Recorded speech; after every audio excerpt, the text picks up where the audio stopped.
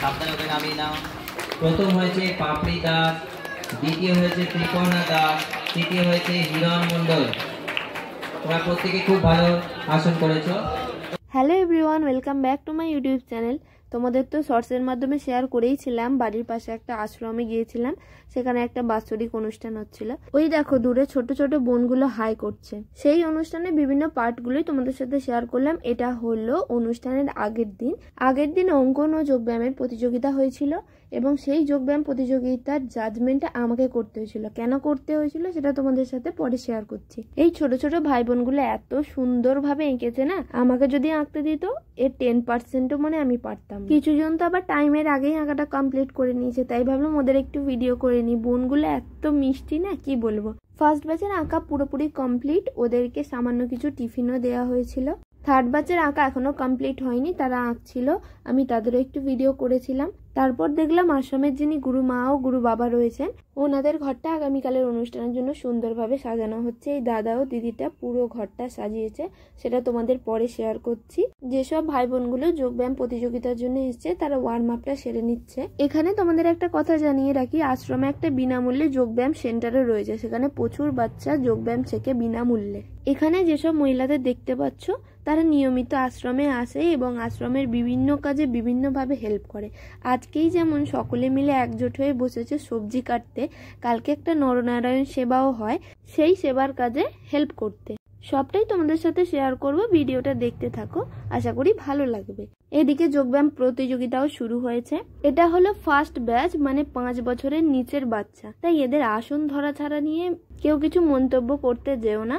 এরা যে কম্পিটিশনে অংশগ্রহণ করেছে এটাই অনেক, তাই না? এবার তবে তোমাদের আসল ঘটনাটা বলি। যোগব্যায়াম প্রতিযোগিতার জাজমেন্ট যার করার কথা ছিল, মানে যে দিদি যোগব্যায়াম শেখায়, তিনি কোনো কারণে আজ আসতে পারেনি। এই মুহূর্তে তো কম্পিটিশন ক্যান্সেল করার কোনো অপশন নেই, সেই জন্য আমাকেই জাজমেন্টটা করতে হয়েছিল। একদিকে ছিল আমার বাপি আর একদিকে ছিলাম আমি। প্রথম যখন আমাকে এটা বলা হয় আমি তো প্রচন্ড ভয় পেয়েছিলাম, তারপর সকলের কথায় বাপি আমাকে সাহস দেয়, আমি রাজি হই। এই ফিলিংটা না বলে বোঝানো সম্ভব নয়। একদিকে ভয় লাগছে, একদিকে আনন্দ হচ্ছে, ভাবছি যে ঠিকঠাক মতো জাজমেন্ট আমি করতে পারবো কিনা, সব মিলিয়ে একটা মিশ্র অনুভূতি, যেটা বলে বোঝানো সম্ভব নয়। এটা নতুন রকমের একটা এক্সপিরিয়েন্স। আমার বয়স যখন 8 বছর তখন থেকে আমি যোগব্যায়াম অভ্যাস করতাম, তাই কোনটা ঠিক কোনটা ভুল, কিভাবে ধরতে হয় কিভাবে ছাড়তে হয় সবটাই আমার জানা। তাও মনের মধ্যে একটা ভয় কাজ করছিল, কিন্তু সমস্ত রকম ভয় কাটিয়ে সাকসেসফুলি কম্পিটিশনটা কমপ্লিট হয়েছে এবং কম্পিটিশনের রেজাল্ট নিয়ে সকলে খুবই সন্তুষ্ট হয়েছে, যে সকলে যথেষ্ট অ্যাপ্রিসিয়েট করেছে। আশ্রম কর্তৃপক্ষের কাছে আমি চিরকৃতজ্ঞ থাকবো আমাকে এই রকম একটা সুযোগ করে দেওয়ার জন্য। তারা যদি এই সুযোগটা না করে দিত আমি হয়তো এই এক্সপিরিয়েন্সটাও করতে পারতাম না বা কনফিডেন্টও হতে পারতাম না যে আমিও জাজমেন্ট করতে পারি। তাই আমার থেকে ছোট যারা আছে তাদের সকলের উদ্দেশ্যে একটাই কথা বলার, যখন যে কাজটা করার সুযোগ পাবে ভয় না পেয়ে কাজটা করার চেষ্টা করবে, তাদের তোমার এক্সপিরিয়েন্সও বাড়বে, কনফিডেন্সও বাড়বে। যোগব্যায়াম প্রতিযোগিতা শেষে ছোট্ট করে একটা হেলথ অ্যাওয়ারনেস ক্যাম্পও হয়েছে, সেগুলো ছোট ছোট বোনেরা করেছে। ভিডিওটা দেখো, অনেক কিছু শিখতে পারবে, অনেক কিছু জানতে পারবে। যাকে আমরা চলতি ভাষায় বলে থাকি সুগার, এছাড়াও উচ্চ রক্তচাপ বা হাই ব্লাড প্রেশার, গাঁটে ব্যথা, এছাড়াও থাইরয়েড এবং রক্তাল্পতাও দেখা যায়, যেটি মহিলাদের মধ্যে বেশি কমন। এর প্রধান কারণই হলো ত্রুটিপূর্ণ খাদ্যাভ্যাস এবং অনিয়মিত জীবনযাত্রা। নমস্কার, আপনারা একটু আগে শুনলেন যে এখন মানে বর্তমান দিনে আমাদের সমাজে আমরা বেশ কিছু রোগ ব্যাধি প্রায়ই দেখতে পাই। প্রত্যেকের বাড়িতেই এই সমস্ত রোগগুলো কারোর না কারোর অবশ্যই দেখা যায়। তার মধ্যে যেটা খুবই পরিচিত সেটা হলো ডায়াবেটিস, বা যাকে আমরা চলতি কথায় সুগার বলে থাকি। তো এই ডায়াবেটিস কেন হয়? ডায়াবেটিস মূলত হয় ইনসুলিনের অভাবে। ইনসুলিন আমাদের শরীরে গ্লুকোজকে অর্থাৎ শর্করাকে গ্লাইকোজেনে পরিণত করে। তো এই ইনসুলিন যখন কম ক্ষরণ হয়, কম শরীরে উৎপন্ন হয়, তখনই গ্লুকোজ আর গ্লাইকোজেনে পরিণত হতে পারে না, তখন হয় ডায়াবেটিস। তো ডায়াবেটিসে আমরা কি করতে পারি, কিভাবে খাদ্যের মাধ্যমে আমরা এই রোগটাকে কিছুটা পরিমাণে নিয়ন্ত্রণ করতে পারি, সেটা আমরা একটু জানবো। প্রথমেই আমি বলছি সজনে ডাঁটার কথা। সজনে ডাঁটা তো আমরা সকলেই চিনি। এর মধ্যে প্রচুর পরিমাণে ক্যালসিয়াম আছে, ম্যাগনেসিয়াম আছে, যেগুলি হাড়কে মজবুত করতে খুব সাহায্য করে। এবং সর্ষে ডাঁটা ক্যান্সার, আমাদের অগ্ন্যাশয়ে যে ক্যান্সার হয় সেটা প্রতিরোধ করতেও খুব সাহায্য করে এবং পেটের অনেক রকম সমস্যাকে দূর করে। এবার আমরা শুনবো কারি পাতা নিয়ে কিছু আলোচনা করব। কারি পাতা প্রায় আমরা সবাই রান্নায় ব্যবহার করে থাকি, কিন্তু আমরা ঠিক জানি না যে এর গুণ কতটা। কারি পাতায় প্রচুর পরিমাণে ফসফরাস, ক্যালসিয়াম, আয়রন এইসব বিভিন্ন পুষ্টি উপাদানগুলি আছে, যেগুলি আমাদের শরীরে নানা উপকার করে। যেমন কারি পাতা হজমও ভালোভাবে সাহায্য করে, বিভিন্ন রকম রোগ সংক্রমণে প্রতিরোধ করে এবং ওজন কমাতেও কারি পাতা বিশেষভাবে সাহায্য করে। শুনলেন আমার বন্ধুরা বললেন অনেক শাক সবজি খাওয়া, এটা খেলে এটা হয় ওটা হয়, কিন্তু এই সমস্ত তখনই হবে যখন আমরা সঠিক পদ্ধতিতে রান্না করব। রান্নাটা একান্তই একদম করা উচিত যে পদ্ধতিতে, সেই পদ্ধতিতে না করলে এই সমস্ত খাদ্যের গুণমান কখনোই বজায় থাকে না। প্রথমেই দেখে থাকবেন যখন বাড়ি থেকে বাজার করে নিয়ে আসে বাইরে থেকে, তখন আমরা কি করি, সেই বাজারকে এনে আমরা কোনো ফ্রিজে বা কেউ কেউ কোনো সবজির চুবড়িতে রেখে দিই, কিন্তু তাতে কি আমরা কোনোদিন লক্ষ্য করি না তাতে থাকে অনেক রকম কীটনাশক বা সার। সেই সার থেকে কিন্তু অনেক রকম ছত্রাক ব্যাকটেরিয়া সৃষ্টি হতে পারে, যেগুলো খাদ্যের ভিতরে ঢুকে আমাদের শরীরে সংক্রমিত হবে এবং নানা রোগ সৃষ্টি করবে। সেই কারণে বাজার থেকে শাকসবজি কিনে নিয়ে আসার পর আমাদের একদম জরুরি সেগুলোকে ধুয়ে রাখা। আপনি এমনি সাধারণ পরিষ্কার জলেও ধুতে পারেন, না তার সাথে যদি ব্লিচিং খাবার সোডা বা ভিনিগার যোগ করা যায় তাহলে খুব ভালো হয় সেটা। আর প্রথমত আমার মায়েরা যারা রান্নাঘরে যান, একটা কথা শুনে থাকবেন যে প্রথমের দিকে প্রচলিত ছিল যে রান্নাঘরে ঢোকা, স্নান না করে রান্নাঘরে ঢুকতে দেবে না। এটা কিন্তু একটা বৈজ্ঞানিকগত কারণও আছে, কারণ স্নান করার মানে হচ্ছে তা আমাদের পরিষ্কার পরিচ্ছন্ন হওয়া।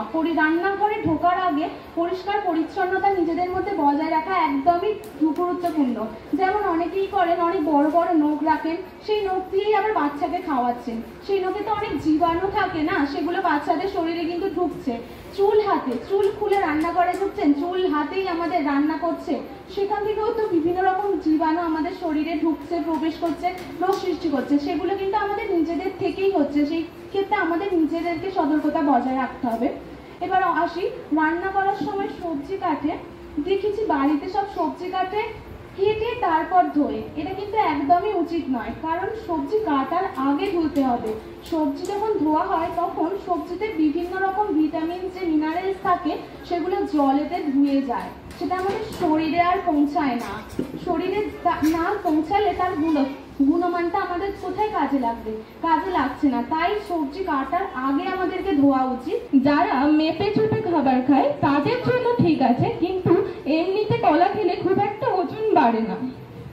বলা হয়ে থাকে যে গর্ভবতী মহিলাদের ক্ষেত্রে পেঁপে খেলে গর্ভপাত ঘটে, কিন্তু সেটা নয়। পেঁপেতে ল্যাটিস নামের একটা এনজাইম থাকে, যেটা ইউটেরাইন বা গর্ভাবস্থায় সেই গর্ভের সংকোচন ঘটায়, কিন্তু পেঁপেতে থাকা ল্যাটিস এতটাও বেশি পরিমাণে থাকে না যে গর্ভের সংকোচন ঘটাতে পারবে। তাই স্বাচ্ছন্দ্যে একজন গর্ভবতী মহিলা দিনে অল্প পরিমাণ পেঁপে খেতেই পারে। অনেকে বলে থাকে মাইক্রোওয়েভে রান্না করলে নাকি তার পুষ্টিমূল্য নষ্ট হয়, কিন্তু তা না। মাইক্রোওয়েভে রান্না করলে তাপ এবং সময় এই দুটোই কম লাগে, যার ফলে সঠিক পুষ্টিমূল্য বজায় থাকে। কেউ কেউ বলে থাকে লেবু খেলে ঠান্ডা লাগে, কিন্তু তা না। লেবুতে আছে ভিটামিন সি এর এক অপূর্ব ভান্ডার, যেটা খাওয়া উচিত, ঠান্ডা লাগে না। ডিমের কুসুম খাওয়া নাকি ক্ষতিকর। ডিমের কুসুমে কোলেস্টেরল থাকে, কিন্তু এতটাও পরিমাণে থাকে না যে সেটা হৃদরোগের সংক্রমণ ঘটাতে পারে। ডিম একটা দিনে খাওয়া যেতেই পারে। চিনি বা মিষ্টি খেলে সুগার বাড়ে, এটা সব থেকে বড় ভ্রান্ত ধারণা।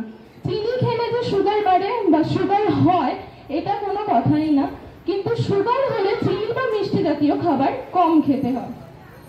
বাদাম খেলে কোলেস্টেরল বাড়ে, একদমই না।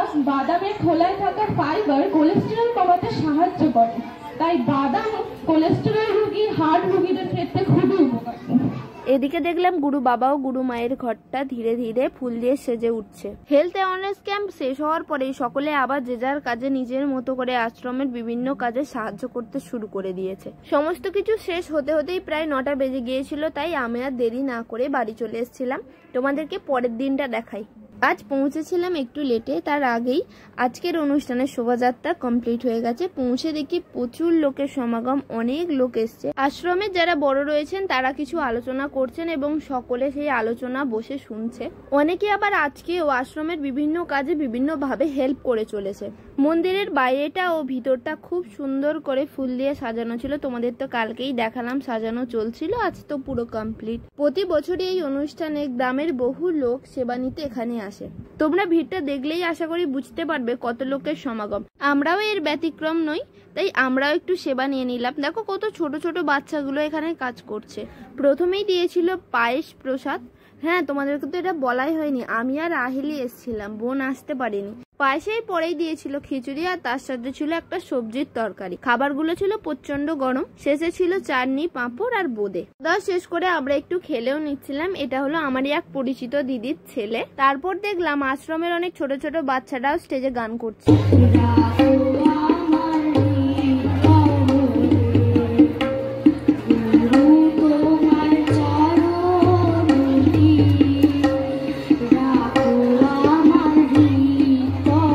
আজ তো প্রচন্ড গরম ছিল, তাই আমরা একটু বরফ চাঁচাও খেয়ে নিলাম। তারপর এসে দেখি এখানে চলছে বস্ত্র বিতরণ।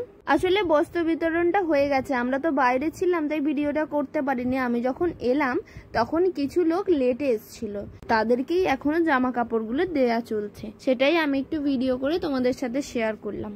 আগেই বহু দুস্থ মানুষকে বস্ত্র বিতরণ করা হয়ে গেছে। বস্ত্র বিতরণ শেষে একটা যোগ ব্যায়ামের প্রদর্শনীও হলো। কাল তো কম্পিটিশন হয়েছিল, আজ একটা প্রদর্শনী হলো আশ্রমে যারা ব্যায়াম করে তাদেরকে নিয়ে। পদ্মাসন, যাদের যেরকম বসতে বলা হয়েছে সেভাবে কিন্তু পজিশন নিয়ে নেবে। পদ্মাসন যেভাবে পজিশন নিতে বলা হয়েছিল সেভাবে বসছো।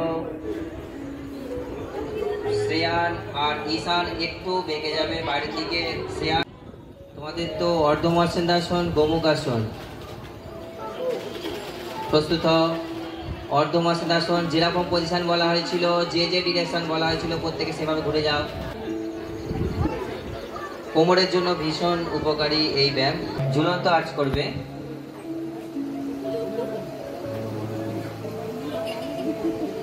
স্টার্ট। আস্তে।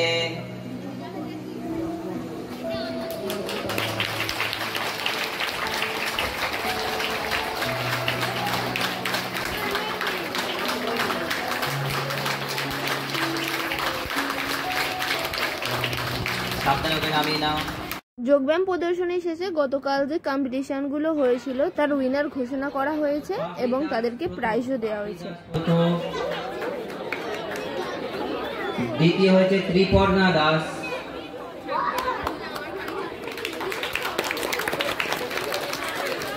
প্রথম হয়েছে পাপড়ি দাস, দ্বিতীয় হয়েছে ত্রিপর্ণা দাস, তৃতীয় হয়েছে হিরণ মন্ডল। তোমরা প্রত্যেকে খুব ভালো আসন করেছো। প্রথম হয়েছে বিক্রমজিৎ চক্রবর্তী, দ্বিতীয় হয়েছে রাজপাত্র, তৃতীয় হয়েছে ধীমান দাস। এইভাবেই আজকের অনুষ্ঠান এখানেই শেষ হলো। আশ্রম কর্তৃপক্ষের সকলকে আরো একবার ধন্যবাদ জানিয়ে জয়গুরু বলে আজকের ভিডিওটা শেষ করলাম। তোমাদের সাথে দেখাবো অন্য কোনো ব্লগে। আজকের মতো এটুকুই, টাটা।